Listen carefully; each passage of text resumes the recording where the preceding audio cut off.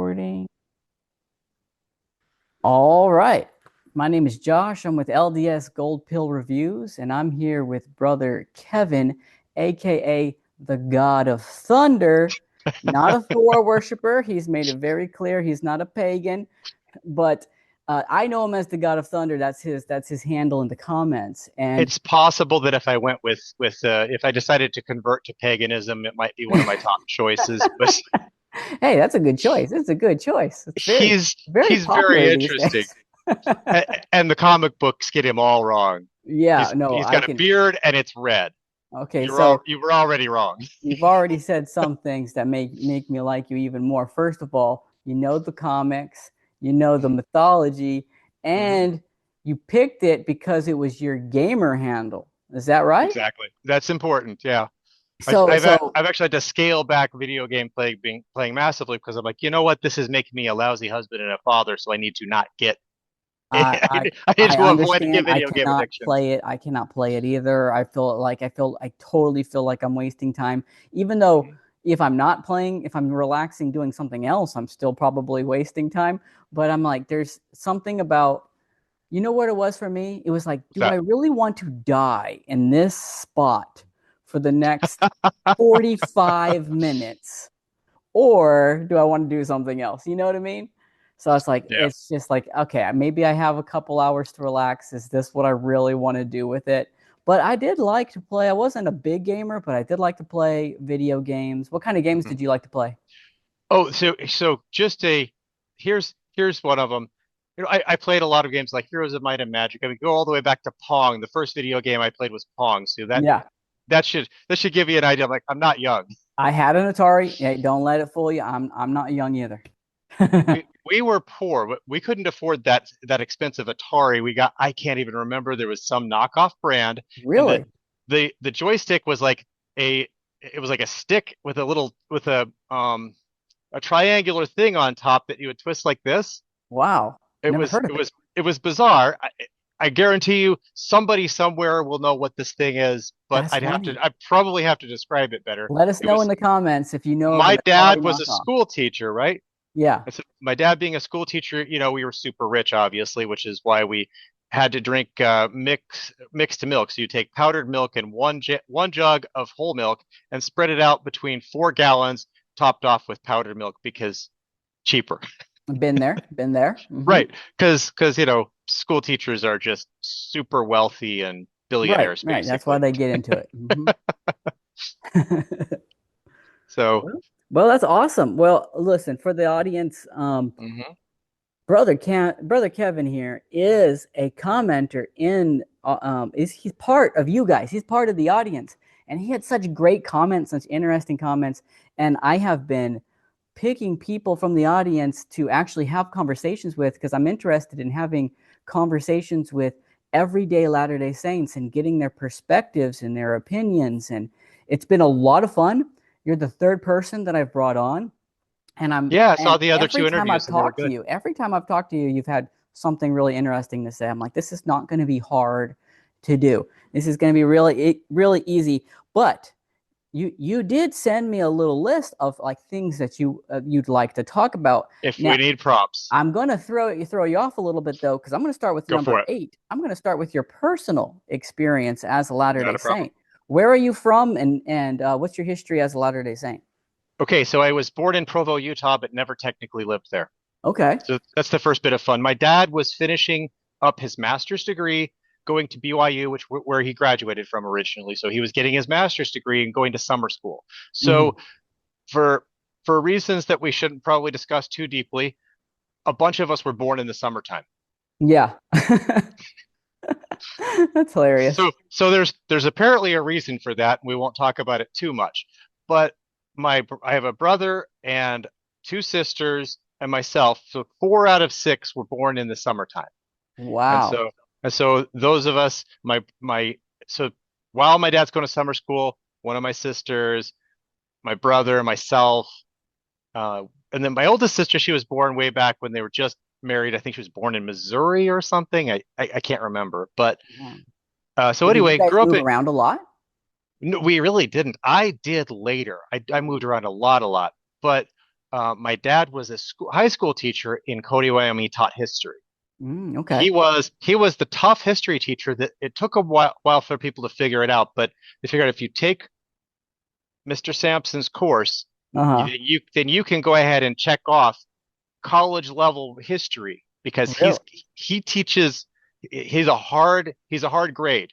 You're gonna okay, I had him and it was easy, but I'm a nerd. So Well, you yeah, know what? That makes more sense now talking to you. So you come from, your father's a serious history teacher. I sure. can definitely see that rubbing off on you for sure. So you grew up in Cody, Wyoming?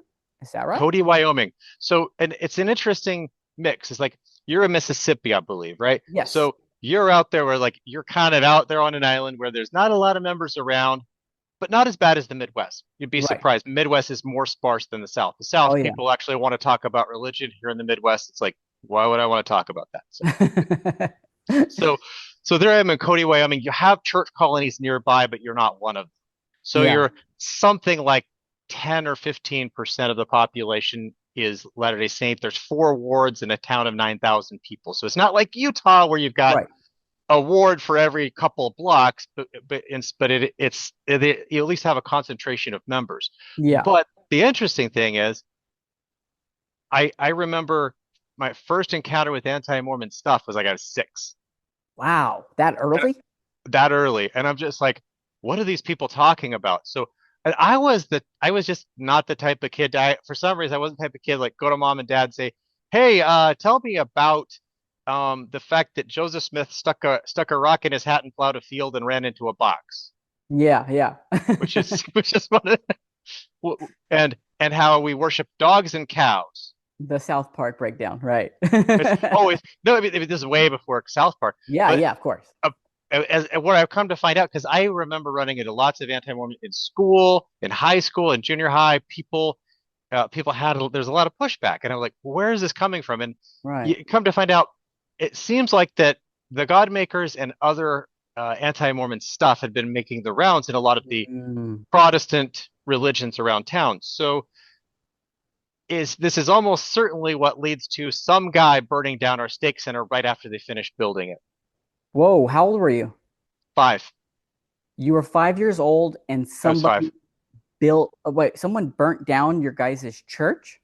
They burnt down the stake center. So it was actually one of the first. I don't know whether they went with the plan in the first or the second iteration, but there's that one plan that it's a big Cheerio where you can basically get in the hallway, you can walk all the way Yeah. around. Mm-hmm.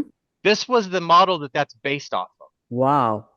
And That's so it's the Cody, nuts. Wyoming chapel, and it's a stake center. And there's another chapel in town that is the mural chapel. It's more historic and interesting, but I don't want to go into it too much.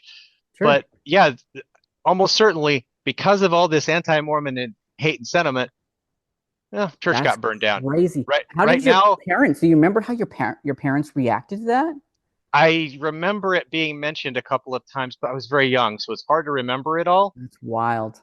But later on, they're trying to build a temple in Cody, Wyoming, and there's a good reason to build it there. Level across the way is a church colony that has 4 or 5 wards. I don't know exactly how many now because I've been there. I haven't been there in a long time. So you might build it in level, right?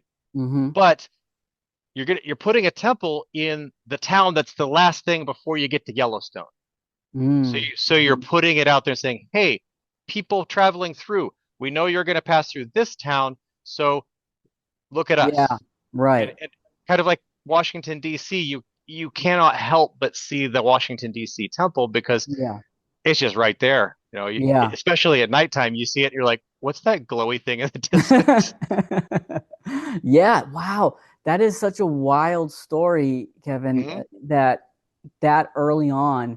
you're encountering this fairly Hmm. rabid pushback and have these early memories of your guys' church being burnt down. So what'd you guys do in the meantime? What the word? They rebuilt it. They rebuilt it. So there is the other chapel in town, and so Mm-hmm. everybody just continued to go to Yeah. that chapel until it was rebuilt. So Yeah. thankfully, it wasn't like Grand Blanc or whatever the creek in Tennessee that I can't remember now right now. Oh, Crane Creek. No, Some Black Crane something Creek. Creek. the something Creek massacre. So Yeah. the one in Michigan killed some people. The one in Tennessee killed some people, and they were also told, well, you guys obviously aren't liked here, so get out of town. Yeah. Yeah. So Right. they Right. they told them they told the members of our church, after you kick us out of New York, out of Ohio, out of Missouri, out of Illinois, and then send the army to attack us in Utah, and now here you are in 1889 or Hmm. 1888 or Yeah. something in there, Late that 1800s. where you have the Cane Creek massacre, and you're telling the same people, well, you're not liked here, go away. Yeah. Pretty much. Yeah. Go away or die. Go. Hmm. Yeah. For sure. I love how it was. What's his name? The famous atheist that Jacob Hansen got to know. I'm gonna Oh, forget Alex his name. O'Connor. Alex O'Connor. Yeah. Alex O'Connor was sit there just talking amongst him and his fellow atheists, and they're just talking, and he says, "Well, it's very interesting. This happened to them. This happened to them. This happened to them, and this happened to them." And they all look at each other and say, "Oh, so they're like the Jews." Yeah. And I'm like, pretty much that. Like what happened to the Jews in Europe and elsewhere. We have a much shorter history, so Of it's course. Yeah. but it's the same. It's the kind of the same thing. Yeah, it's just real. It's kind of like it's a small minority group. They have very Hmm. tight communities, and they tend to be hyper successful. And so Hmm. you start to people start looking and be like, wait a second, there's so Hmm. few Latter-day Saints. Why is there one that's Secretary of State or something like that? You know what I mean? Right, right. You know, Why do like they why there's do they seem to average on the high end of earnings and things like that? Why do they seem to be yeah, in significant positions? Why did why are it's there so many well, Latter-day good Saint question. TikTok influencers kind of thing like that, right? And people say that. People say that. Hmm. In fact, there was a Protestant woman who brought that up, Hmm. like in that kind of conspiratory kind of voice, like, why are there so many Latter-day Saint influencers Oh, good on heavens. TikTok? Like, if you haven't, We might ask, why are there so many YouTube influencers? And there are, I mean, I can find one after another after another with 500,000 subscribers, 1 million subscribers, and they're just like they're like Waterboy, Mama and the Waterboy. yeah. That church is the devil, the devil. Exactly, exactly. And that's funny because you were mentioning how you were recently finding people on YouTube. So Hmm. what made you start getting into that? What made you start noticing all these people?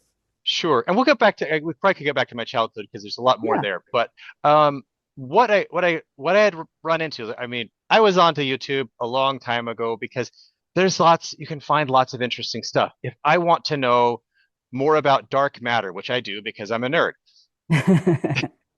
or I want to know, there's a Fall of Civilizations. It's one of my favorite YouTube channels, and it is just the history of civilizations that just stopped existing at some point. And they're like, let's go explore that. Let's go Yeah. explore the ancient Sumerian. Let's go explore the ancient Assyrians. Let's go and how did we find them? Why do we know they exist? And all this stuff. And I love that kind of stuff. I love science, information, just real solid information. Well, whenever I would look for anything about our church on YouTube, it was all hate. It was all just like, oh yeah, those Yeah. them there Mormons, they're the devil. They're Yeah. all going to Yeah. hell, and they Yeah. believe that Jesus is a different brother, and Very lowbrow kind of tropes. it's like reliving my mission going to Oklahoma, where it's just like you guys don't really know what you're talking about, do you? Mm. They really don't. Oklahoma. All Oklahoma. right. So you're growing up in Wyoming. Mhm. So how did that go for you? So they rebuild your church. I guess after Sure. that, you guys didn't have any problems. Well, you have a lot of problems. See, it's interesting because you have enough of a population that my oldest sister, she goes to early morning seminary, and her teacher was, I remember his brother Perce, just randomly, there you go. That was the guy. And I think I remember running into him at BYU Idaho later on. Then at some time in there, they're like, okay, we're going to have release time seminary. And hey, this works out because as it stands, you have just enough credit hours that you can lose 4 credit hours and still graduate from high school so you can do release time seminary. Mm. So you build a building and walk down the street. Now, every year after that, I don't know if it was every year, but it was pretty frequently, they're like, we don't like the fact that you have this seminary thing and we're shutting it down. Really? Over and over. This was a constant over and over and over again. And the answer is always the same. Catholics, Protestants, you want to do it? You can do this yourselves. You can have your own release time, Bible study, whatever religious studies. And Wow. that was always what squelched it because it's like you can't tell a religion, no, you can't do a thing. You're not supposed Yeah. to do that. So right now they're trying to build a temple in Cody, and the of course the anti-Mormons come in from out of town and they're like, "Rawr, how dare you build this evil thing?" Which It's too high. we It's are too bright. we are we are just too nice to these people. The Jehovah's Witnesses might have the right idea. They just sue the pants off of these people. Really? Oh, the Jehovah's Witnesses are very litigious and they have every right to be because people will be like, "You can't come in my neighborhood, get out." Like, Yeah, yeah. yeah, you can't say that to a religion because Right. the First Amendment is a thing, you know? Yes. But we tend to be like, all right, we want to be friends, so we'll Hmm. lower the steeple and we'll turn the lights down and so they're having that same fight right now. So I'm Hmm. very undiplomatic, even though I haven't lived there in a long time. I'm just like, oh, yeah. So I like throw in, so they're talking about it. There's discussion in like the newspaper comment section or whatever. And I'm like, well, why is this surprising anybody? They did burn our church down now, didn't they? Yeah, And I'm exactly. just, and people are like, how dare you? Why don't be so mean? And I'm like, it's true. Yeah, And everybody in town who is not standing up and saying, you people from out of town, go away and shut up yeah, because we are not this. No, they just sit back and like, I guess we agree with them. Well, yeah. if you can't be bothered to say something, then you probably agree with them. Right. Yeah, that's true. And that's kind of what started me down this road too. I was just like, there's just so much out there that Hmm. I think any positive voice Hmm. is a good thing at this point. And I was like, I just kind of felt like I had this desire to just do more, just do something, you know? And so I started a channel. But so did they ever catch the arson, by the way, who burnt down the church? I don't know. I would have to actually go back and look into it because I don't remember the Probably not. I details. mean, that's really hard. It's really hard to figure out. But I think I remember him being the custodian or something like that. mm, Which would indicate that they knew who he was and he probably did get caught. But I can't swear to it. I was yeah, very young, yeah. but it's interesting. I had to go back. I just remembered that as a kind of a fuzzy memory from my childhood, and then I go back and like I'm looking at all the different things where the Church of Jesus Christ is attacked. And 1980, Cody, Wyoming, like, oh, it was in 1980. Okay, got it. That sounds about Yeah. right. Uh-huh. So, so But the church being burned down, you have problems with seminary. mhm. They're giving you problems with that. Well, And that comes. a lot of kind of anti-Mormon rhetoric around town. I was surprised. I thought when I got to Oklahoma Mhm. that I would run into more of it. I ran into a lot less of it there than I did in my hometown. When you went on your mission.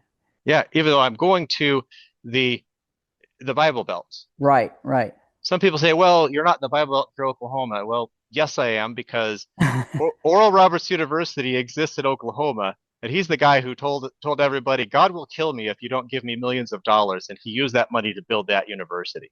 Wow. I don't know that story.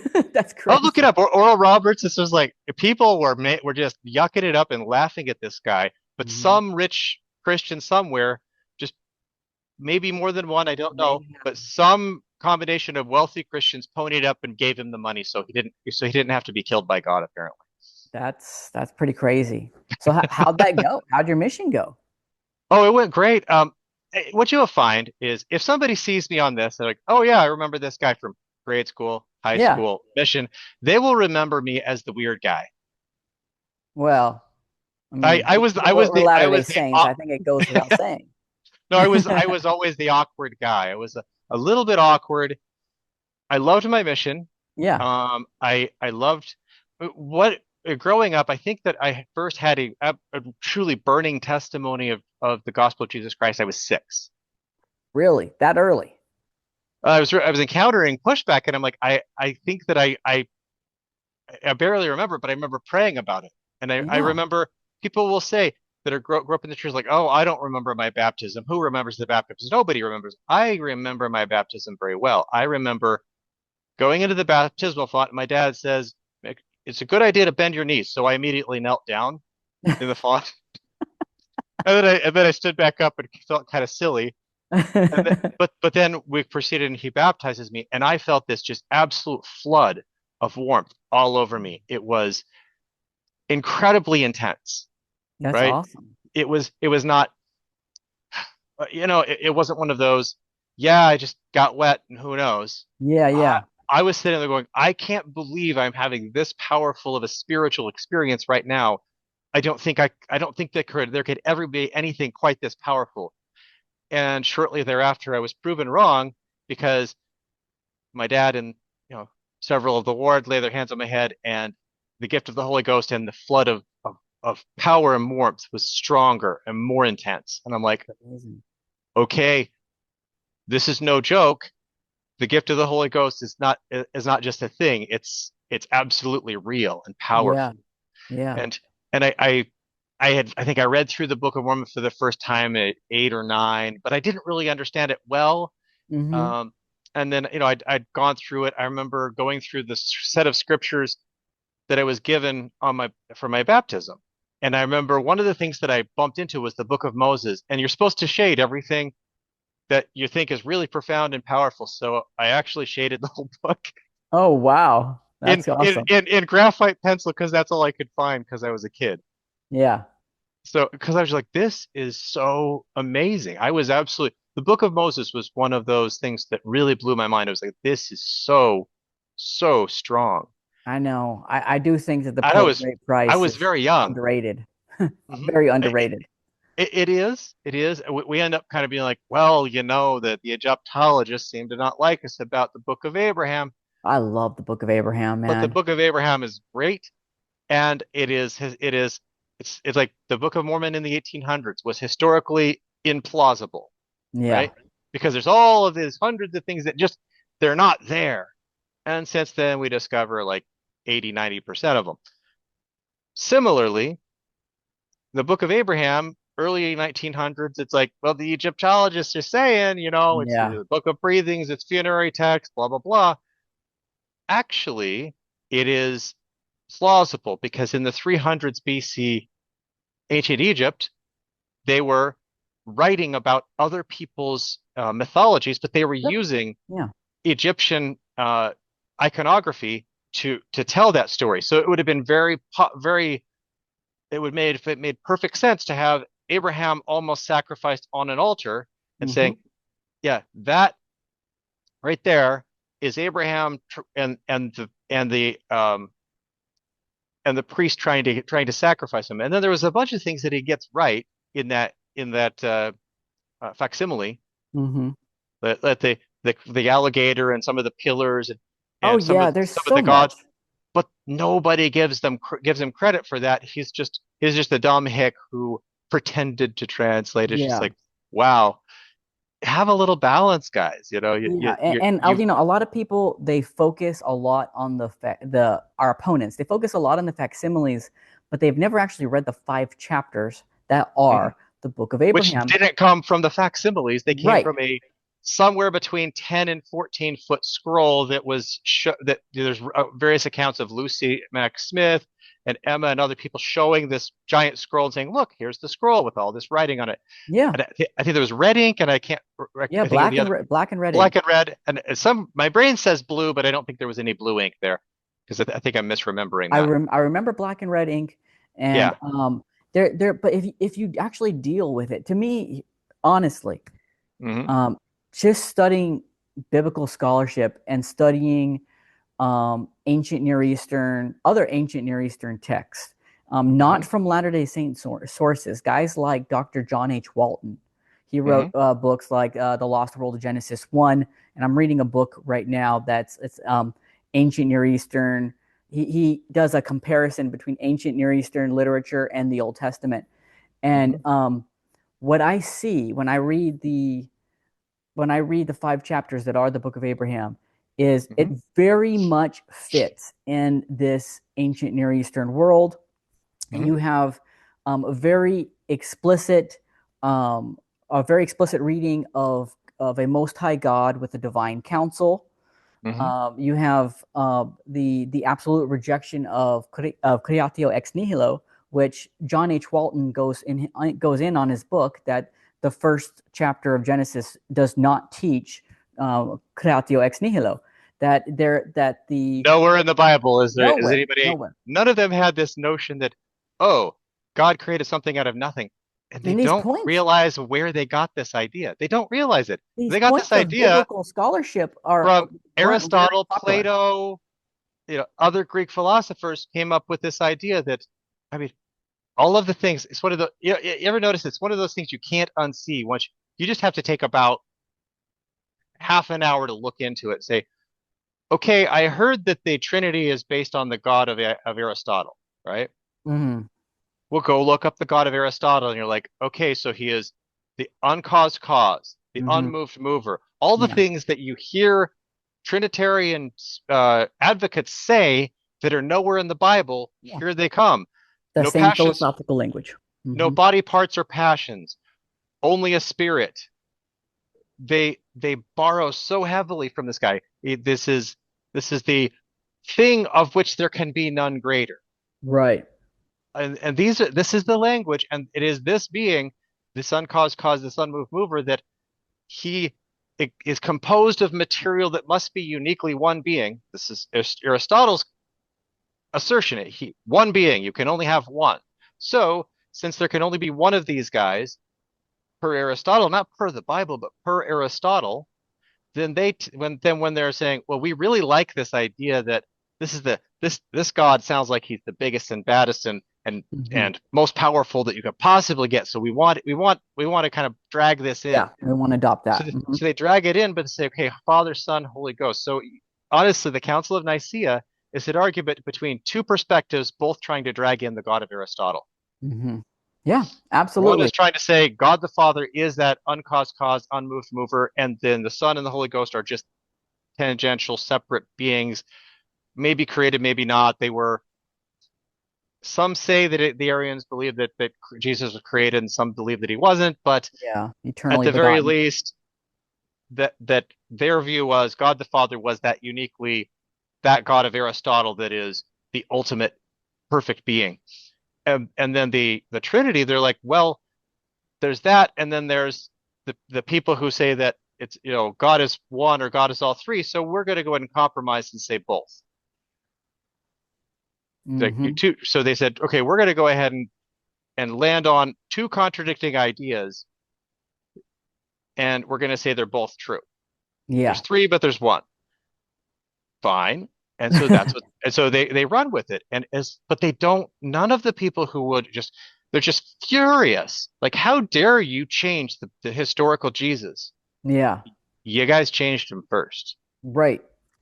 There is no consubstantial Jesus, Father, Son, Holy Ghost. There is no consubstantial Trinity in the Old Testament, in the New Testament. It's nowhere to be found. You cannot find No. it anywhere in the Bible, and they're just furious that, like, how dare you change this thing? And most biblical scholars will admit that actually, even if they are If Trinitarians, they they know what they're talking about, yes, if yeah, and then everybody else who doesn't know what they're talking about, and it's just the gaslighting is so intense, right? yeah. I Those people believe in yeah. another Jesus, not the Jesus you believe in. They believe in a different Jesus. Hmm. Well, yeah, because you believe in Aristotle's uncaused cause, unmoved mover, without body parts and passions, and who exists outside of space and time. Yeah. Which All is of these aspects that have nothing to do with the biblical God. None. yeah. It's a description of nothing at most. It's a description of an abstraction that Hmm. can't know me, that can't love me. Like Right. that's basically a nothing. It can't love me. I can't have a relationship with this weird Hmm. abstraction. But I Hmm. can have a relationship with a father, Yeah. right? And with his son and with the Holy Spirit. It's If like, I know that my Father is God, that is very humbling because I am super tiny. And this being he can touch every bit of the universe all at once. he knows every speck of the whole thing. That being my father, that is very powerful. Many people say, well, if God is your father, then that demeans him. That makes God less. He's less powerful. But interestingly enough, their God and their Jesus is incapable of making all of us what God is, Right. which would indicate that our God is more powerful than theirs. Yeah. Like we believe the atonement actually works. It is not, it only works, but it's bigger, it's more powerful. Yes. Yes. It's not just, yeah, it's kind of good, it's kind of powerful, it's kind of no, it is infinite and it has the ability to take us dirty little, we're like constantly screwing up all the time. Every day I'm sitting there going, why can't I ever seem to get anything? I can't seem to have a perfect day. I never can pull it off, right? Hmm. But that atonement, that the grace of Jesus Christ can take me and take you and elevate you to an infinite state. And the instant that you're elevated to that state, God the Father, Jesus Christ, and the Holy Ghost just went up a level. So Yeah. we're never going to catch up because if I get to that state, I owe it all to them. Yeah. Of course. Of So course. He'll and, always be our and God. He'll that's always be our and Father. that's the weird thing. Like, well, you think that you're going to be a God, har har No. har. Well, yes, technically true, but I'm not going to ever surpass or even equal Heavenly Father because I am always going to owe it to Him whatever I accomplish in the eternities. So I'm always going to be less, even if I'm infinite and He's infinite and we're all infinite. Yes. See, But this is what people, this is the straw man of our idea, our theology on theosis, is it's not about, they think of it as an independence from God. And it's mhm, not about it's not about independence from God, that you're going to be your own God. It's about a unification with our God. It's about an actual at one-ment, an actual atonement, where mhm, and it's the logical conclusion of all the promises that are made to us in the scriptures that yep. will be resurrected, glorified, uh, be co-inheritors with Mhm. Christ, get a crown, get a throne. These are all in the scriptures. These are all Here's promises in the here's scriptures. a here's a puzzle for you. The New Testament and lots it's repeated oftentimes in the Doctrine and Covenants, but it's in the New Testament that we will see as we are seen and know as we are known. Now, riddle me this.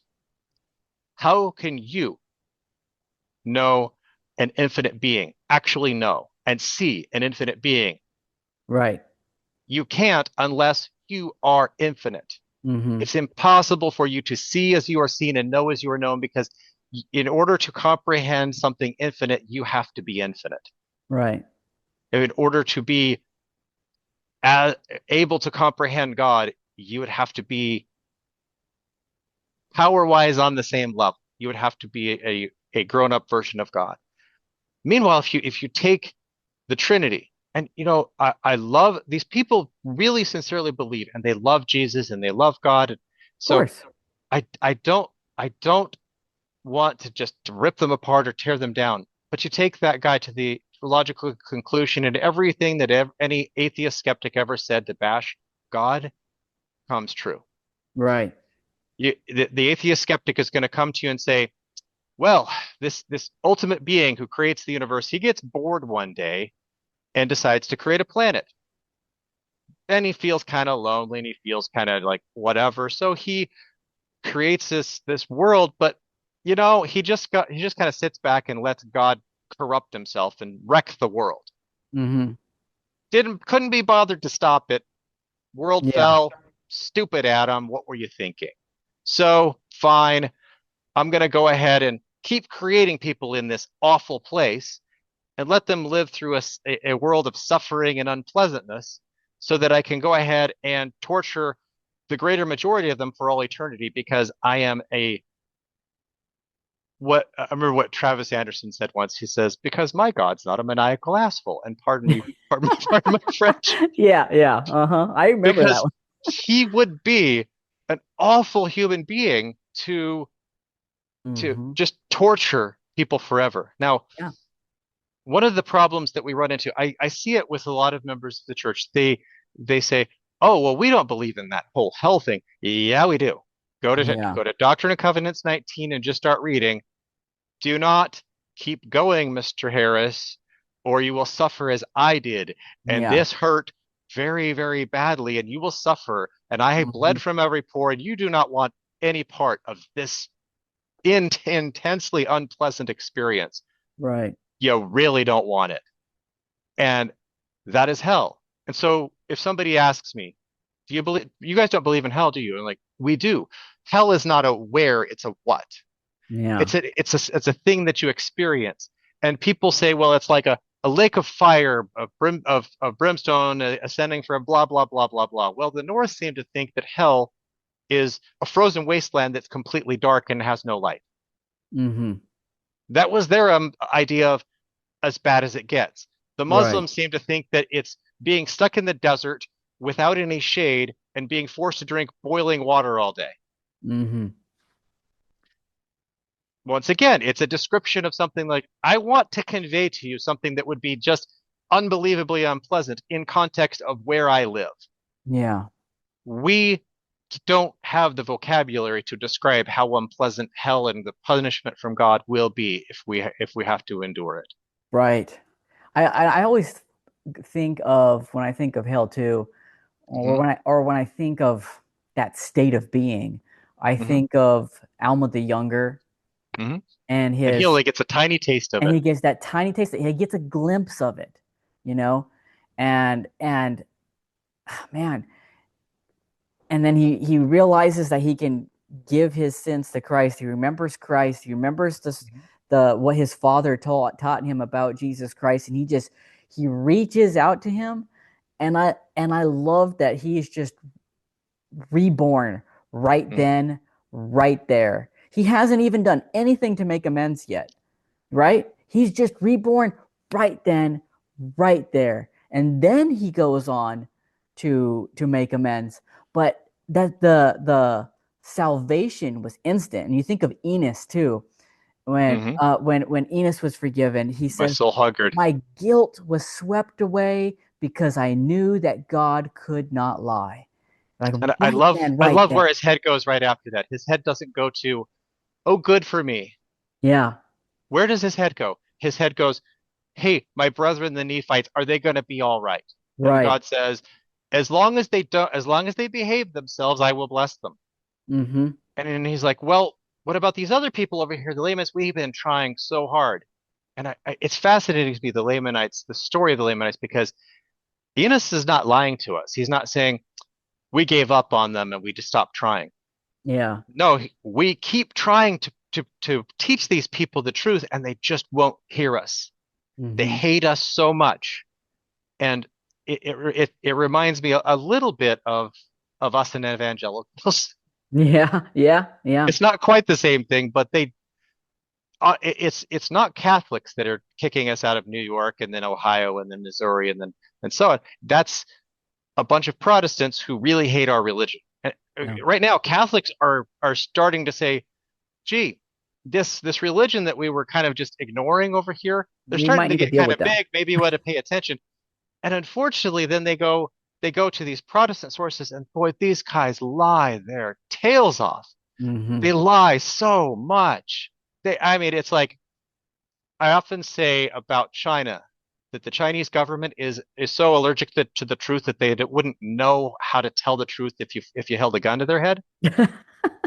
It's the same thing with evangelicals about our religion. They can't do it. Yeah. You They know, can't just tell the truth about our religion. They gotta spin it so that ooh, ookie spooky. These people are going to they're going to drag you down to hell and bring and take seven of your daughters and force them into a sex slavery and blah we blah blah. talked about this briefly too. It's like some of these guys too, these some of them are actually really smart. They're very intelligent. They know better. Yeah, and it's like how, and we talked about this, how does the restored gospel of Jesus Christ, how is it making these otherwise very intelligent, very articulate men and women Hmm. when they start to talk about us, turn into driveling morons. Like, how does that happen? I love the work that they do when Yeah, they're on campus and they're confronting the atheists and they're saying, right, right. here is why God makes sense. And I'm like, good job. You guys are doing the right thing there. Absolutely. And then they come after us and it's just like their brain just takes a vacation and they're just so hate. Ever I love the story of David Campbell. Hmm. David Campbell, go if you haven't seen his channel, go look at his channel because I have, yeah. he's 47 years looking for the true religion. He knew what it looked like. He knew exactly what he's looking for, but he couldn't look at the Church of Jesus Christ of Latter-day Saints because Mormons be bad. Yeah, yeah. He'd been The well's so poisoned. Hmm. conditioned that those Mormons over there, they're bad.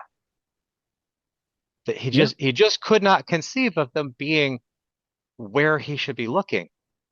And he had to have God actually tell him, I need you to take a moment and listen to what the Mormons have to say. And he couldn't even call us by our correct name because none of them can. Right. That's the biggest bit of gaslighting possible. They cannot they cannot refer to our religion without deleting the name of our Savior out of it. They'll Why call is us that, you think? LDS. They'll call us Mormon. They'll call us, oh, here's one, Church of Latter-day Saints, Church of Jesus Christ. Same number of syllables. Hmm. You're not saving any time saying Church of Latter-day Saints. You might as well have just said Church of Jesus Christ. And yes, it's a ripoff from the Bickertonites, but guess what? It is the Church of Jesus Christ, and we love Yep. them too. Yeah, absolutely. Absolutely. I If you know, gotta shorten it, it should be the Church of Jesus Christ, not Latter-day Saints. I think it's a very obviously, I believe it's a very inspired move, this Mhm. reemphasis to use the name. I think And of yet it, members don't do it. I know, I know. I think of it as a invitation to reverently invoke the name of Christ in our everyday lives. And it gives us that opportunity, and it also puts us in a position where you now have to defend your Christianity, because they will let you get away with saying I'm Mormon or I'm a Latter-day Saint. But if you say I go to the Church of Jesus Christ of Latter-day Saints, like diarrhea of the mouth, they will say, but you're not Oh, Christian Mormon. though. But you're And not they all say, Christian though. oh, Mormon. Yeah, yeah. It's like you immediately will You're get not Christian. challenged on it and will get put in a position where you have to defend your Christianity. And I think that is a good thing. Mhm. When having a dialogue, honestly, when having a dialogue, I wish that Jacob Hansen and um, what's his name, Carol, and Hmm. uh, all of these people who end up in these interactions with these non-members, not Church of Jesus Christ people, hold your ground. A lot of them say, "Oh, it's fine, call me a Mormon." It is the problem with that is a President Nelson wasn't kidding. Yeah. Stop it. But secondly, the gaslighting of it is this: you're a Mormon. Well, Mormons aren't Christian. Hmm. Okay, to somebody who doesn't know anything about anything, that might sound plausible. That might sound like, yeah, that could be true. Well, let's try that again. The Church of Jesus Christ is not Christian. Now, how stupid do you sound to have to say those words? Now you've got some explaining to do, and rightfully so. Hmm. So I think that it behooves us to not just, yeah, I'm going to be nice and I don't want to be rude to you, so I'll let you call me whatever it is you want to call me gently. I would like to be referred to as the Church of Jesus Christ of Latter-day Saints, but hey, that's long. I'll give you a shortened version, Church of Jesus Christ. Yeah. But under no circumstances should you retreat and say, I'm going to give up Jesus Christ. Because Right. they really, really, really want us to not, they want to tear Jesus Christ away from us. Right. Mormons aren't Christians. You believe in a different Jesus. Lucifer is Jesus' brother. That's one of the Hmm. funniest tropes because on the one hand, you have a disowned son who rebelled and was a bad child. So God God has a child that was good that became bad. Okay, well, these things happen. On the other hand, the Trinitarian God must have created this being that he knew for a fact was going to be evil. But he creates him anyway and lets him become evil anyway. He could have just reached out his almighty power and yanked him back in and say, "Nope, you Lucifer, you're not going that way. Straighten up, bang." No, he didn't Mhm. do that. He just let Satan be evil and let Satan wreak havoc all over the world, all over the universe. Yeah. Well, that sounds a lot worse than at some point in the distant past, Jesus and Lucifer were technically brothers. Yeah, except for they're not brothers now because are you really a child of God if he has so thoroughly disowned you that you have nothing to do with him anymore? Hmm. You are his complete antithesis, except for you are way less powerful. Yeah. Right. Yeah. Yeah. That I always emphasis that. So I have a maybe a hot take in Sure. on that subject. I, under no circumstances, will agree that Jesus and Satan are brothers because the scriptures just don't say that. The Bible sure doesn't. The No, Bible sure doesn't. even the book of Abraham, even the book of Moses never defines the relationship. The True. closest thing that you have It's like is, infinite regress. It's not actually taught. It's just yeah, something that you're like, well, if you put two and two together, maybe it's there. yeah, Except for right. Maybe it's it's there, not and actually that's there. where I always go. Is that maybe that's a correct extrapolation, but it's actually not explicitly taught in anywhere in Scripture, and it's not something that the 12 apostles ever ever teach. Our modern 12 apostles, our modern 15, I should say. Like if you actually, the closest that the Scriptures get is actually in Moses, where Satan says, "I'll be your son," and God says no. Hmm. So actually, the only scripture that actually says where he could be a son, God says no, not you, the first. Hmm. And so I'm actually like, so if anyone ever comes at me with that, this is how I deal with it, Kevin. I just say that is actually, it's a popular extrapolation Hmm. of our premortal doctrine, but it's not official church doctrine. And personally, I don't believe it. The only Right. thing that the Latter Day Saint scriptures, so you have an extra 800 pages to read. You Hmm. probably, if I'm talking to someone, I say you probably haven't read them. I have. It's not Right. in there. What is Right. what is in there is that he is a fallen angel, He rebelled. that he is the became perdition, Hmm. and the father of lies. The heavens wept over him. Yeah, and heavens wept over him. Like very very interesting things, but it's actually just not there. And so I'm always like, that's not something that I actually have to deal with because it's not an official doctrine of the church. Right. Do you have a question about something that is the official doctrine of the church? That's what I do. Like Kind of I like the don't. did God the Father have a God? Yeah, yeah, I don't We exactly. have nothing. We have nothing that says anything about that, and it wouldn't Exactly. within the context of what we have. It doesn't make sense for that to be a thing. Yeah, I'm always very cautious. I never just launch into a defense if somebody Hmm. challenges me on something. I always think, wait a second, is that something that we actually believe or not? Wait a second, that isn't actually an official doctrine of the church. Do you have something that is? I will deal with that, but I'm not going to deal with some old trope that you're not even conceptualizing correctly. I mean, the worst of it is glass houses. Hmm. Martin Luther massacred a bunch of peasants who were trying to trying to fight for their freedom. Nice guy, right?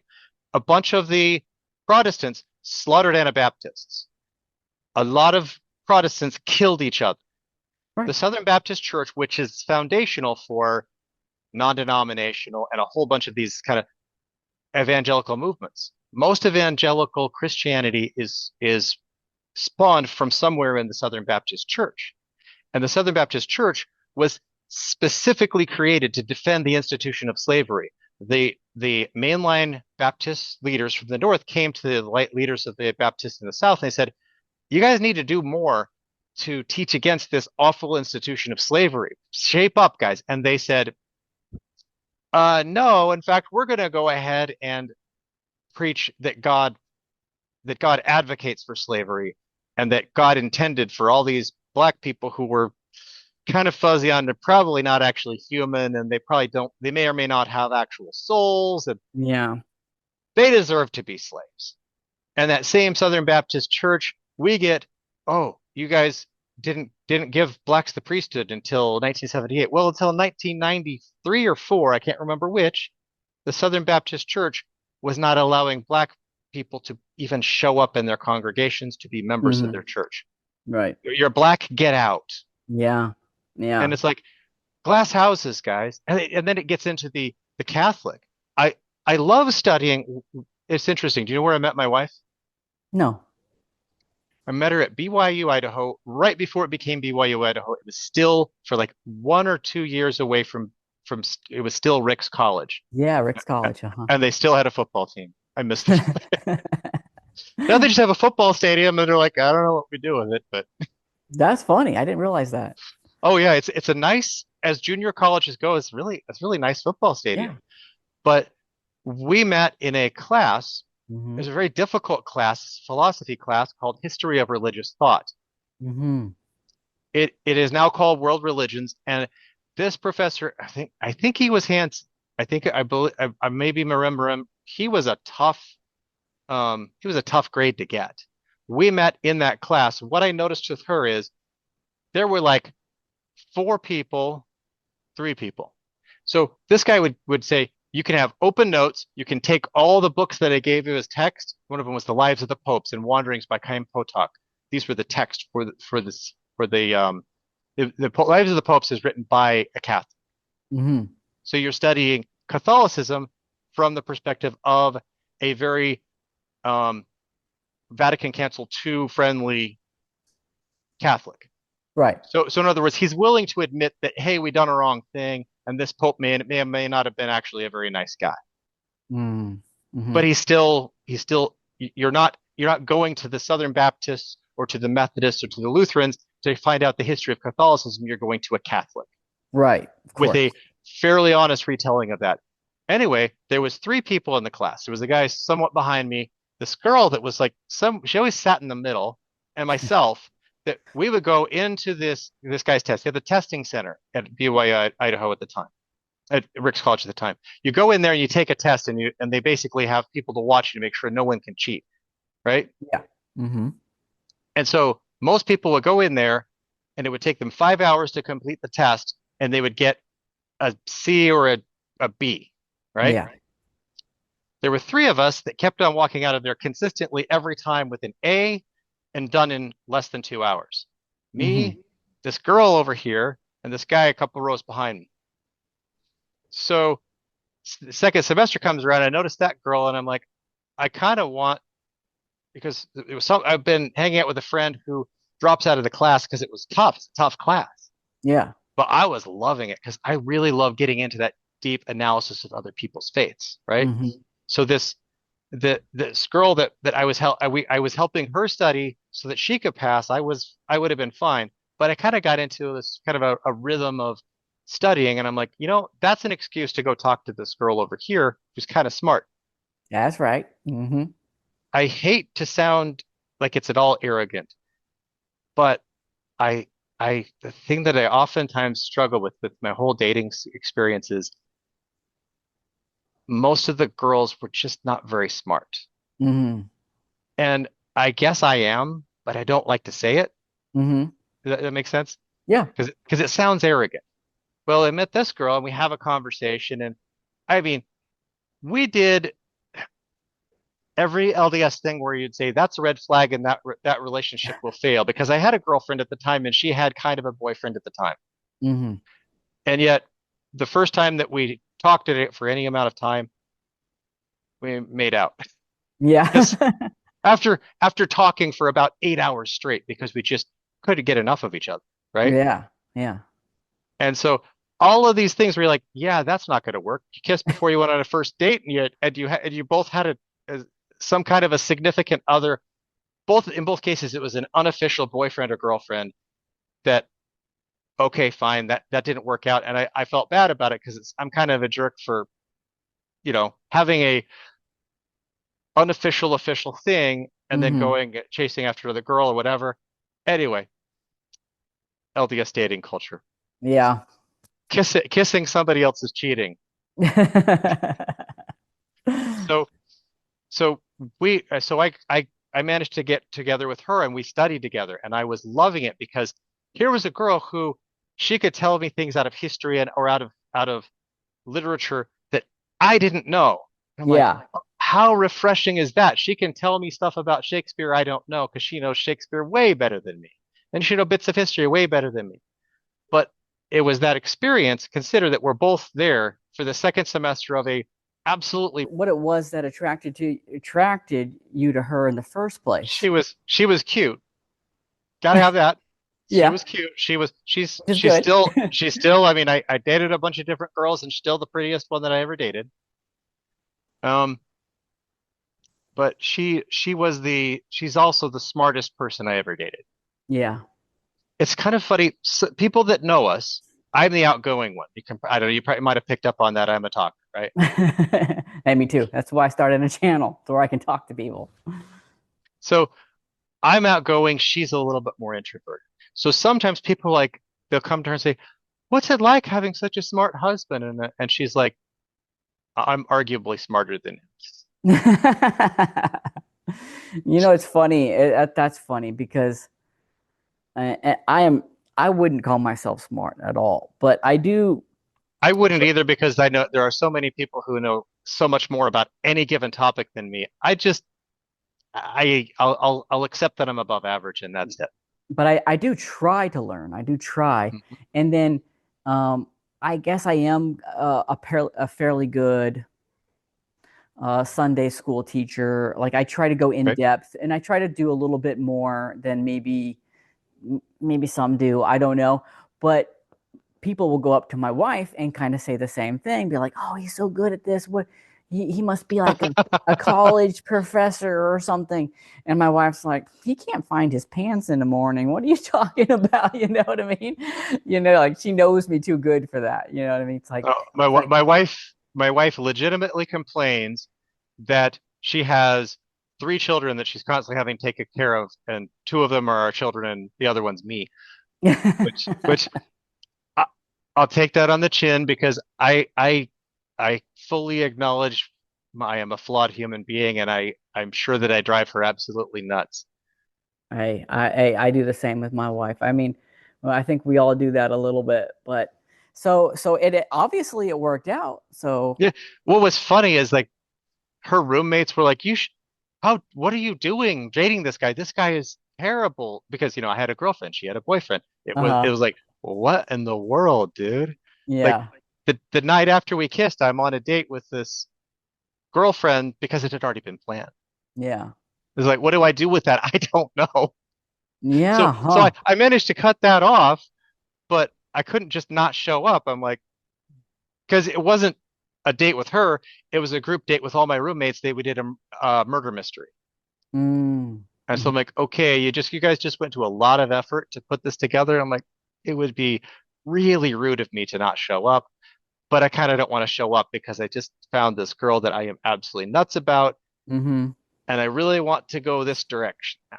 Right. And she also as I said, I was the weird kid, right? Mhm. On the mission, I wasn't a senior companion for a really long time because I was the weird elder. It wasn't that I didn't work hard. It wasn't that I wasn't out there teaching. I wasn't the guy who you had to drag out the door and constantly beat me to get. No, me and Elder Whitfield set the record because reasons. We went ahead and said how many hours of tracking can we do in a week? And I think we landed somewhere just shy of 40 hours. Yeah. Wow. And so because I have that work ethic in me, I want Mhm. to go. If I'm going to do something, I'm going to do the heck out of it. Right. Well, my wife matches my weird. That's perfect. So smart. We're both smart and we're both nerds. Uh-huh. Fair to say. It's probably better to say that we're nerds than that we're smart. We're both nerds, and we both have matching weird. That's Great. awesome. Worked itself out. Yeah, 25 years now. It's always easy to keep track of how long you've been married because we're coming up on our anniversary, and guess which anniversary that is? Well, 26. what year is it? It's the year that what year is it? It's the 26th. We've been married 26 years. There you go. There you go. That Got that's married in funny. That's 2000. awesome. That's awesome, man. Hey, more power to you. More power to you. I mean, Sure. you never know what's going to work. And I don't know if you've seen some of my episodes where I have talked about that. I mean, Latter-day Saint singles wards are they're brutal. They're brutal, They brother. can be they can be a little rough. I remember going to a singles ward I mean, because they're a it's lot what of you do. fun, but It's what you do when I was in the. I mean, did you go to mission? yes, yes. I went to Chile. Now, did you have that 1 year gap to screw up your life Yeah, between 18 and 19? yeah. Yeah, I I had that waited. too. I waited till after my mission, and then I started. So I had that hanger. I was always going to go on a mission. I was sitting there reading Yeah, me too. Talmage, I loved it. and all of the books that they say here, go read these things. That it was the missionary Gospel library library, and all of that. I was missionary. studying. I had been through all of the standard works multiple times. I was raring to go, and I was always one of those people. I'd look at things deeply because I didn't like looking at them just to skim across the surface because that's lazy. Hmm. But um, I have that 1 year, and I made some stupid mistakes, not big mistakes, but I made some stupid mistakes going Sure. from 18 to 19 because when I graduated from high school, I was 17 years old and turned 18 the following week. Mm, So now I got a full year yeah. before I'm actually going to be on a mission. And what do you do with that year? You don't dare start anything useful. Hmm. Right. It's smart that they lowered the age. Very smart. Yeah. And It, it, especially they lowered it for the girls too. hmm. Hey, my wife, she's not a returned missionary, but she's very solid in the gospel. Rock Yeah. solid, wonderful gal. But it would be cool if I could have if she went on a mission and I went on a mission and we met up afterward. You're right. I don't know if we would have met each other. Hopefully we would have. We're 5 years difference in age. But um nonetheless, we're, it would be really neat to have that extra level of, spiritual depth and experience. There's nothing quite like a mission. Like you No. went to Chile. Chile is one of the few countries outside the United States where the percentage of Latter-day Saints in the country is larger than the United States.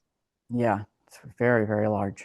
It's a big Yeah, they community. are they are booming and they are Yeah. continuing to boom and great, Yeah. awesome, love it. You know, Absolutely. but it's the South, and Oklahoma is the bastard child of the South. I'll always say it because the South looks over at Oklahoma and says, "You're not one of us. Go away." You're right. And Oklahoma says, I'm the South. I'm the South. So it's the child who's claiming the parent that says, no, it's not really my child. This Bastard actually may child South. be a good pivot point, a good segue, because talking about like you went into Oklahoma, I went to Chile. Hmm. Where do you think we're going as far as a church in North America? Like, do you think we're going to see more growth? Do you think it's kind of stalled Oh, out? we are continuing to grow. Yeah. We just are. Now, I don't see that very well here in Illinois because Illinois makes, let's just say it, bad decisions, the kinds of decisions that have people who actually can make money leaving the state. Mm-hmm. Okay. Businesses leave. Like Yeah. Caterpillar. Caterpillar is a major corporation. They left Illinois. Citadel Hmm. Investments. The head of Citadel Investments, he was the richest man in Illinois. He took his company and they left. Dang. So similarly, most Latter-day Saints are relatively affluent, upper middle class at least, or at least doing well. Mm-hmm. So they have money, so their opportunities take them out of the state. And so they take Mm, those opportunities and they get out. right. Well, so we like the town that I'm in had a branch and that branch dried up because people kept moving out. I don't get to see the growth of the church. It doesn't look like it's growing from my point of view because people keep leaving, Mm-hmm. but they're going somewhere and it's not here. you run the actual numbers and you see that the church is definitely growing, include even factoring in people who fall away from the church or go inactive or whatever. And there's also a lot of people coming back. It's it's interesting. There was the and this may have been kind of part of your backstory. A lot of people just kind of stopped going to church and then Hmm. got used to it, not going to church. My wife and I have been there. We had a year, a couple of like 1 year periods where we just like, you know, we didn't actually think about it. It wasn't a conscious decision. We just stopped going to church. And it Hmm. didn't make any kind of sense, but it happened. Yeah. Hmm. And it's like, why did we do that? I really couldn't tell you. Because Yeah. ever since I was six, like I said, at least six, it might have been sooner than that, I have had a knowledge and testimony, burning witness from the Holy Spirit that the Church of Jesus Christ of Latter-day Saints is real, so deep that there's no way I could deny it. It's almost it's shaming a little bit that I should be a much better person considering how powerfully and how certain I am that God is, that Jesus Mm. Christ is the Son of God, he is my Savior. I know that so deeply that you could not possibly shake me from. Now, never say never, because even people who were probably prophets of God until they fell, like Cain and Mm. Judas Iscariot, they managed to fall and they managed to wreck their witness. But I know so powerfully that better than I know that I'm sitting here right now, better than I'm Mm. looking at you, better than we're having this conversation. I know that God lives. I know that Jesus Christ is the Son of God. I know that the Church of Jesus Christ is his church. I know that Joseph Smith is a prophet. I know that the Book of Mormon is true and real. And that witness is just, I wish that I could live up to that witness because it's just so powerful. Yeah. I Yeah. don't I don't know how to live up to it. I understand the feeling. I understand the feeling because coming back to like my circumstances are a little different because I do have children that have special needs.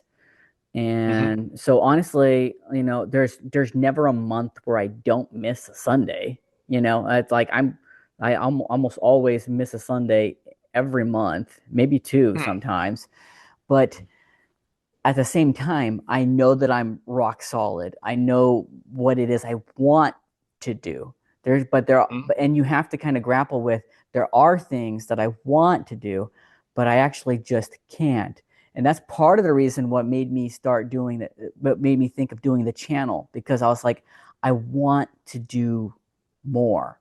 So I actually Yeah. gave a I've for had that inclination. I just don't know how I would do it I don't have what I think I would need in order to do such a thing.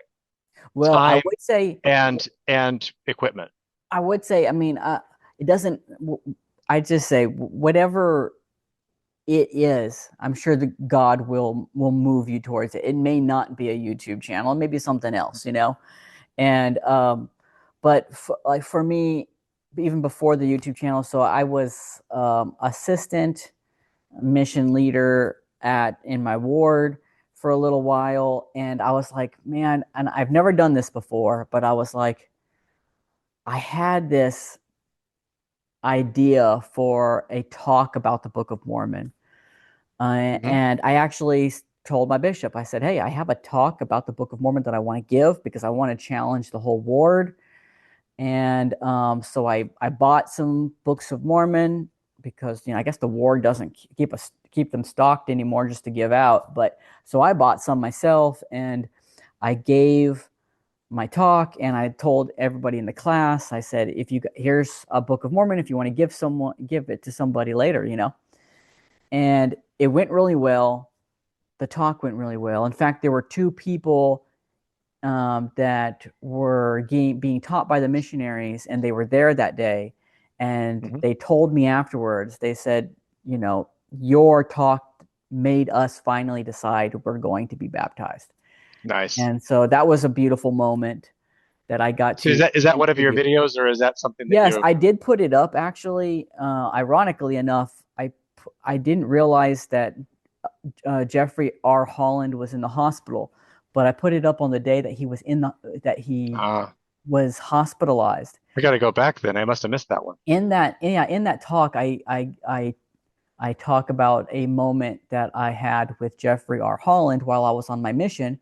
Because when I was on my mission in Chile, he was assigned to Chile to reorganize it and do some restructuring and just to strengthen it in a sense. But so there is Right. an apocryphal Elder Holland story in that talk that I did eventually. I put just was like, I'm going to put it on the channel, and I found out he was in the hospital, and then unfortunately, he passed the next day.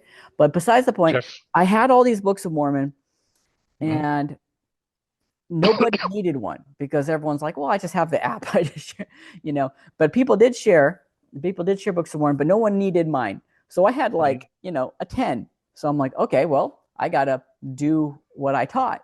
And so I gave them to pizza delivery people, and gas station attendants, and I gave them all out. I gave them all out, but to not even people I would just go up to them and say, here's a book about Jesus Christ. And that's all I would really say. And they'd be like, oh, thank you. And that's it. And inside I would have the Mhm. number to the missionaries, and that's it. Simple, Mhm. but possibly planting seeds, And so I had this desire now that I've been back to just do something, you know. And I was like, I love engaging with the scholarship. I love it. And so I was like, well, I can talk about books on YouTube. Maybe there's Mhm. not too much of that. And but people weren't clicking on it, Kevin, because maybe people didn't want to hear about books. So I was like, well, how can I get people to click on it and then Mhm. smuggle in a book? And so Well, there's some great books too. I mean, yeah, there's but so many. And so I was like, I'll sometimes do it's the the ones that are comments. super simple. Yeah, Sometimes it's the simplest ones that just hit different. right. Book Yeah. of Mormon, Key to Conversion. Great example. You know that one? Mm, mm-mm. The Book of Mormon, Key to Conversion. I don't even remember. That's the name of this book. Go look it up. Its whole purpose is you're a missionary. Here, take your Book of Mormon and you can answer the Spalding manuscript. You can Mm-hmm. answer the Adam God theory. You can Right. answer all of these different questions that come up by one simple thing. Is the Book of Mormon true? Mm-hmm. That's it. Yeah, Instead absolutely. of instead of having to go find the Spalding manuscript and read it, or Mm-hmm. having to go find whatever other work that by whatever other person, or dig around in history and try to dig something up.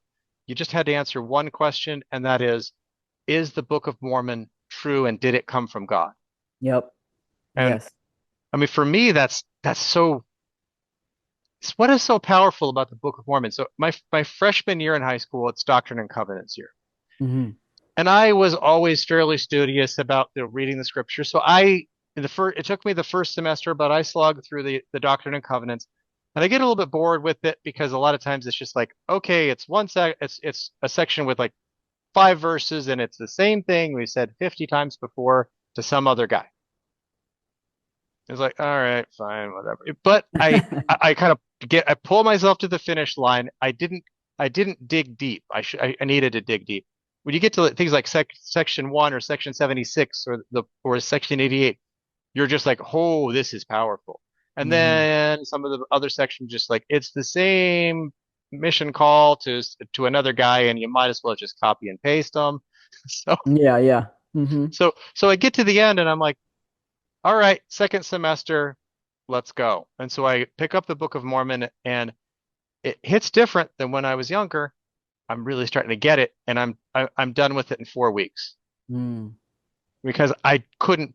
It was a couldn't put it down thing, and Yes. it's not as good of a couldn't put it down as Parley P. Pratt. He wins. Right, right, right. Read the whole thing in one night. I'm not that guy, but Yeah. Uh-huh. No, but I I was totally I agree. was a freshman in high school and struggled to get through Doctrine and Covenants, get to the Book of Mormon, right through it. It is powerful, and it just pulls you in. Yeah, It I is love it. so powerful. I love it. It's such an amazing text. It really is. It's so unique, and it's so, oh, man, it's it really does have a way to just kind of like suck you into the environment. And I don't know if it's Mormon's talent, Hmm. or something else, but it's so different than the Bible in so many senses that Hmm. it has a there's Well, like a the whole through thing there's is a written with a through line. purpose. It's very unique in that, like, even from the very start, there's this like interest in saying, making sure who has the sacred things at any Hmm. given time. Right, Like, there's a provenance, right? There's a chain of custody that right, the Bible doesn't seem to be too interested in. But there is because it's an anthology, maybe because of right. that. And a But lot of the sacred things of the Bible are lost. The right. Ark of the Covenant, they say, well, it's over here in Ethiopia, or the Jews say, well, no, we know where it is, and we'll go get it when we feel like it. But But do we know that that's the Ark of the Covenant? We No, we really don't. don't know. Yeah, we don't know. I mean, do we don't have all of the sacred artifacts from the Temple of Solomon, nor from the Hmm. Temple of Herod. All these things are just kind of they're in the wind. Many of them are probably melted down and gone. That may Yeah. have been what happened to the Ark of the Covenant. It wouldn't be so terribly surprising because even though God loves his symbolic things, he's a lot more interested in just being God and teaching his children and Right. not having that.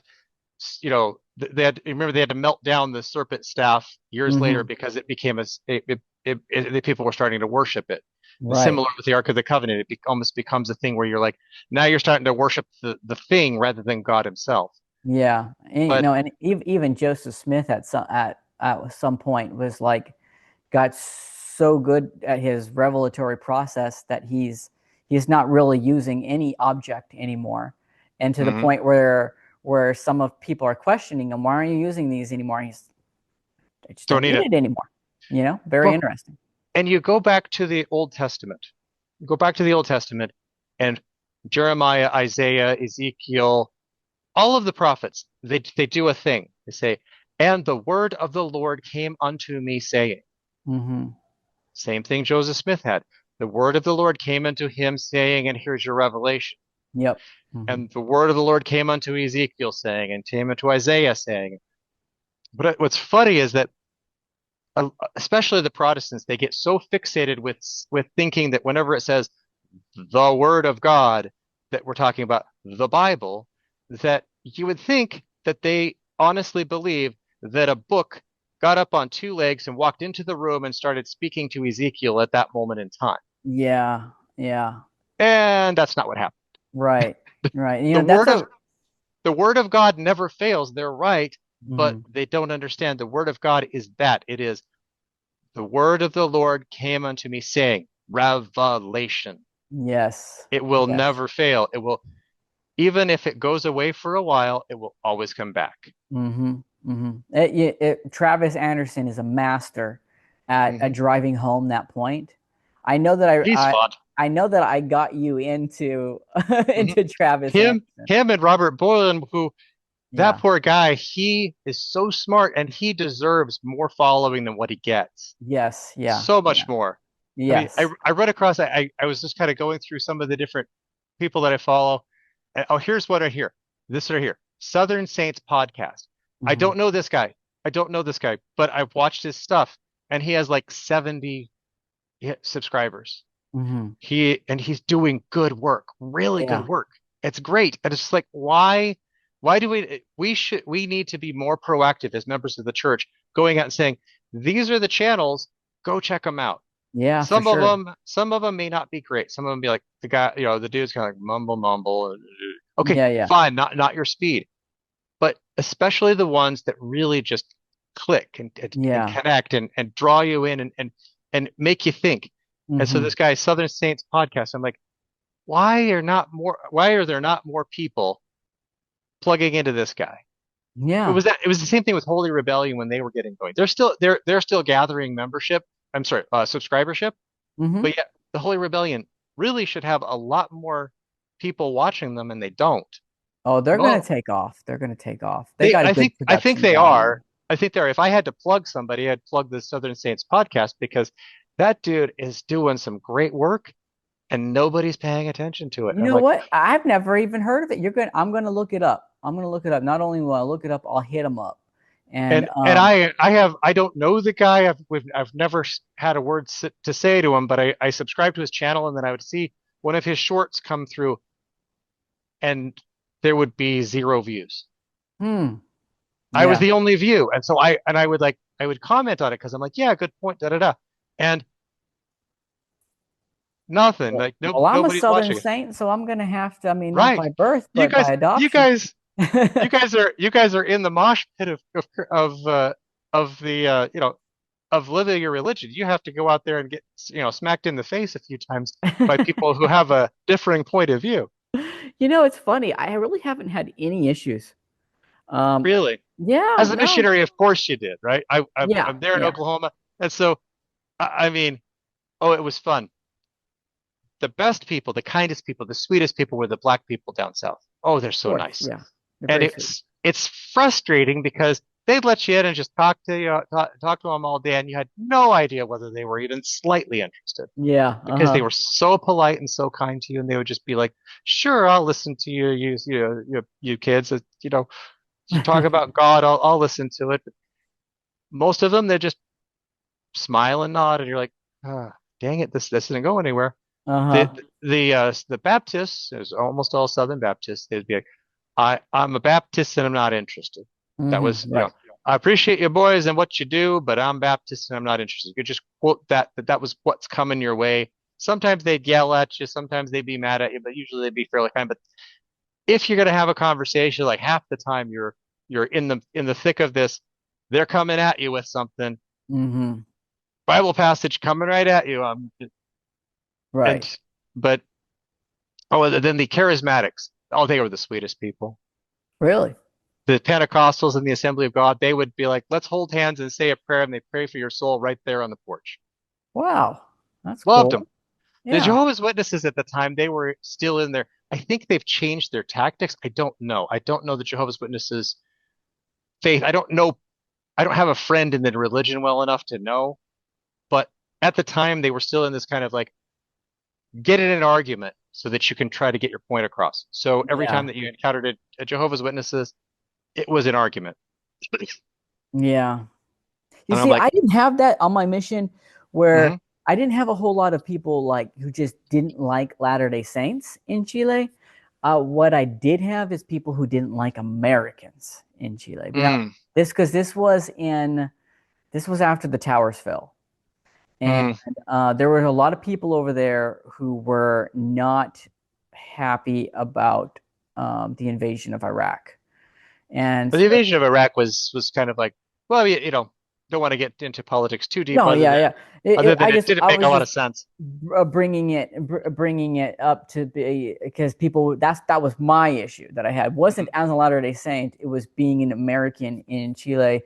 People would just shout while they'd be driving by and just shout murderer and why don't you go preach to Bush, you know, and Well, I mean, stuff like that. it is a little crazy though because that the occupation of Afghanistan and Iraq,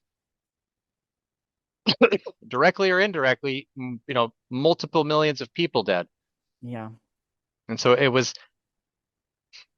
I don't like doing that. I don't think that it's great that we run around the world beating up the bad guy. I think that that may not be the best of things for the United States of America to do, but at the same time, there's some things where it's like, I guess it makes sense. right, And right. I just don't know where the cutoff between those things is. Um, man, I don't know. Sometimes I'll listen to the points of the isolationists, and sometimes I'll listen to the points of kind of the more globalists. And I don't know. There's got to be a healthy uh, mix between the two, but I don't know what it is. But I do know that the church is growing internationally at an Mhm. amazing rate, despite persecution and not only that, but we have this very international a group of apostles now. Hmm. That seems to be More and more so. Yeah. more and more so. That seems to be growing. So we have a Brazilian, Hmm. an Englishman, and a Frenchman. What's the name of the new apostle? I'm not. I'm now. Casse, he's the Frenchman. Right. Right. And so we Right. have two Europeans and a Brazilian. Um, and so we do have this kind of international group growing. There is a vacant spot. Do you do you have any predictions about whether or not where that will go? Do you have a I favorite pick? I have a favorite pick, and I'm going to draw a blank on his name, but he's the I think he was from Jamaica, and he gave my favorite conference talk from the last conference. Oh, that was fire! Wasn't it Cook? And what was his name? Kevin, I think was his may have been his first name.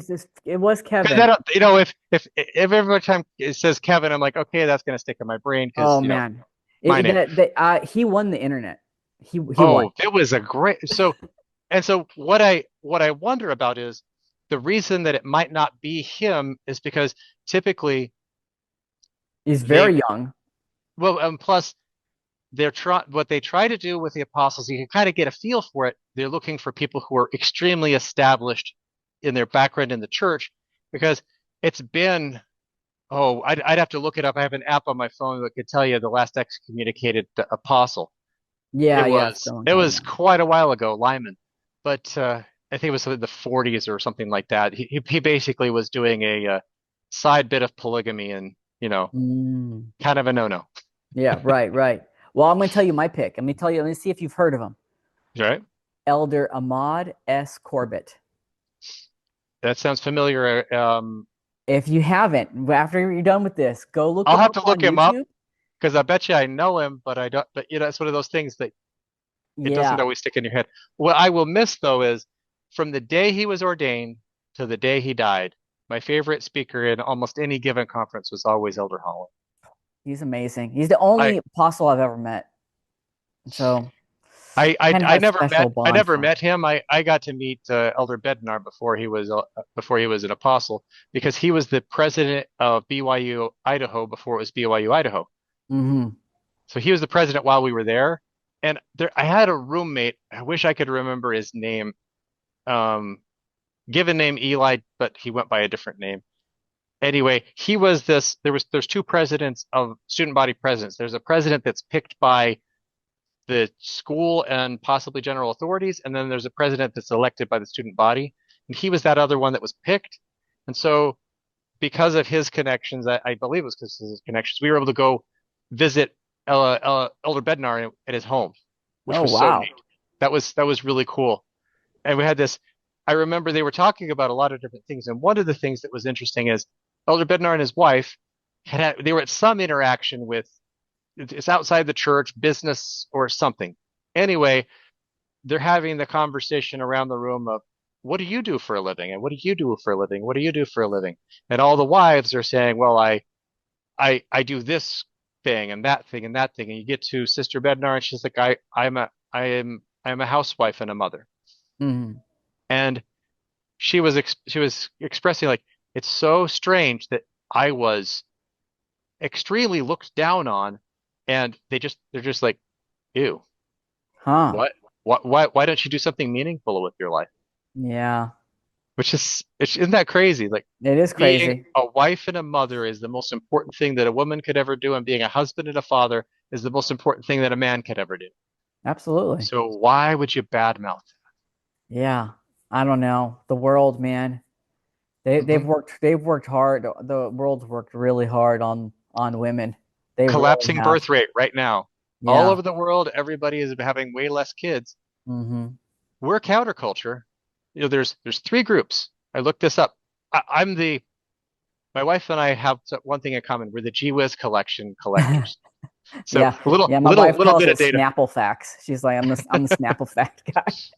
So there are three religions that have in the United States, three religious demographics that have a birth rate that's above replacement level. Replacement level comes in at about 2.1, 2.2 children per on average per woman. So you got to take all the women that never get married and have children and average that in with all the women that do get married and that do have children.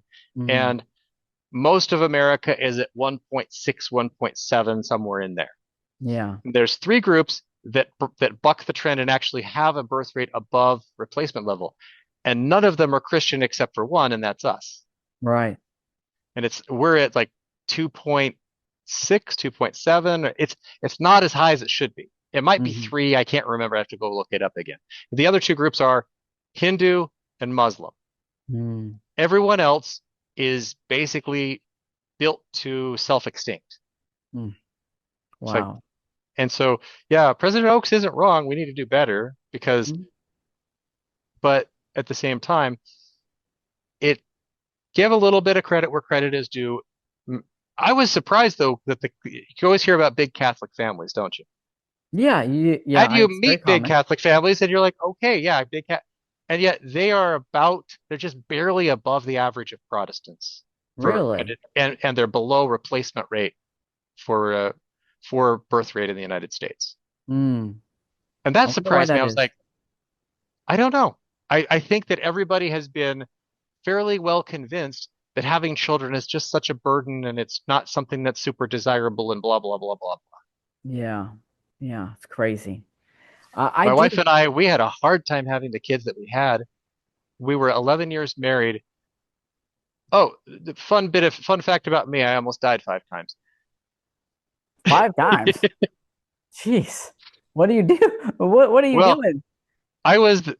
my mom, when she was pregnant with me, she almost lost me. I was like touch and go, barely I survived. So that's number one. Second time, I got lost in the middle of a blizzard in the middle of nowhere in Wyoming. I was 6. A lot Yeah. of 6-year-old stuff, isn't there? And then so I got home from my mission and I was diagnosed with stage 4B Hodgkin's lymphoma cancer. 4B Whoa. is way advanced if you know your cancer staging. Mm. It's Wow. like that cancer is going places, right? So I so that happens and then I go through the treatment for it and then it comes back 5 years later. I beat the odds because the Hodgkin's lymphoma, they're really good at treating it, right? Yeah. So even as far advanced as it was like 85% chance that I was never going to see Hodgkin's again. But sure enough, I saw it again 4 or 5 years later. So I got treated again. That was my wife's 1 year anniversary present. Wow. It was like it was either the week of our anniversary or a week before or after. I can't quite remember, but it's right then that I'm diagnosed with cancer again. Wild. So that time you'll go through bone marrow transplant and radiation and all the stuff. And so that's three. And then I get diagnosed with diabetes. If I hadn't been treated, it would have killed me. But there was also open heart surgery, Mm. triple bypass surgery, triple bypass surgery caused by the treatments for the cancer to begin with. Whoa. Yeah. But I'm grateful to be here. That's the thing. You die in your 20s or you live to 41 and have triple bypass surgery, right? Yeah. Right. And Right. and Absolutely. I did die. So, but yeah, the diabetes, I can cast that one aside because diabetes is well controlled. But yeah, before I was born, 6 years old, cancer, open heart surgery. And because of the nature of it, I had radiation right over my heart because that's where the cancer Mm. came back right inside my rib cage. They had actually to biopsy it, they had to send a heart surgeon to go get it. It's about the size Wow. of a salt shaker right inside the rib cage there. That's where it came back. And so the doctor's like, I'm gonna kill the living crap out of this thing. I'm Hmm. throwing everything at it. So he goes chemotherapy, bone marrow transplant, chemotherapy, radiation. And he's like, you don't want to put radiation all over your body because it messes things up wherever it goes. So he's like, we're going to put it in an area about the size of that tumor right there, right on top of your heart. Yeah. So, so yeah, I got radiated on my heart. So it burned up a bunch of stuff. It messes up the various arteries that feed your heart, and it melted the pulmonary sac. So Wow. if I hadn't if they hadn't caught it like they did, I had a cousin, love my cousin Michelle, and her husband just snap dies of the first and last heart attack that he ever had. Wow. And this gets me thinking, I've been feeling a little bit weird. I'm not slowed down at all. I had gone walking around Chicago just a few months earlier with my sister, and the phone says I had 47,000 steps that day, so I think that I'm in fairly good shape. Yeah. Wow. But That's I'm crazy that you feeling survived some all that. weird flutters here. Maybe there's something here. I've been noticing some problems, so I go into the doctor and I get it checked out. And what they come to tell me is if we hadn't caught this ahead of time, and if you'd ever had a heart attack, you would have died on the table because they would have opened you up and there would have been this layer of scar tissue over the top of the heart and this artery across your chest that's not supposed to be there and all these other problems and they would have not known what to do and they would have and by the time they would have got to do anything with your heart, you would have been dead. Wow. So I managed to sneak in there and get I didn't want to have open heart surgery. Not a fan. Not it wasn't my bright idea. You know, sometimes they can just go in there. They got the little fiber optic line. They stick it up there and they put a little wire thing and expand out the clogged artery, and they're good. But mine, boy, was it just way too clogged up for that. So How has that changed your perspective on life, having these situations I and the gospel? from a relatively young age, but especially I had a grandmother, my grandma Jameson. She had a this kind of powerful spiritualness to her. And I think that I picked it up from her. I knew her less than I knew my other grandparents, but I really love this lady. She was amazing. She's one of those rock star ladies that you just, she's the legend of the family. You know what I mean, right? Yeah. Yeah. She, she beat her granddaughter in arm wrestling on both arms at age 88.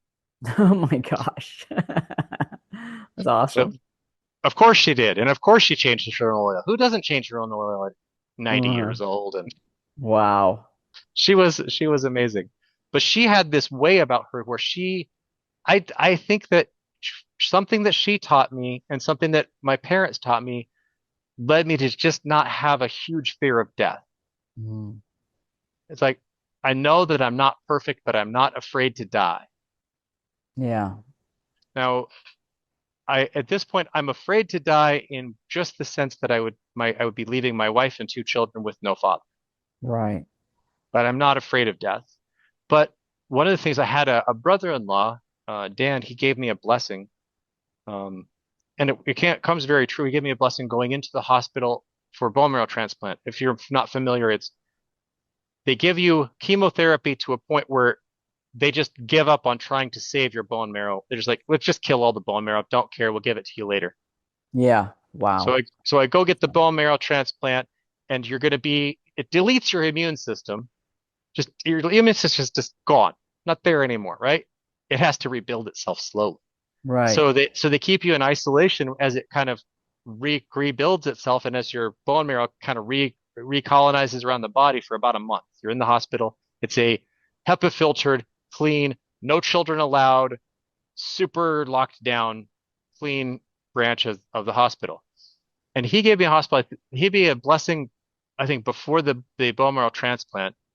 That was this will be a something that you can share with people about how the atonement of Jesus Christ touched you in the and that you could share with other people. And that's true. I remember sitting there with a temperature of 104, 105 and in excruciating pain like you couldn't believe, like every second was pain. Morphine wasn't enough. Hmm. And I'm sitting there in that state feeling closer to God than almost any other time. I won't say ever, ever, Yeah.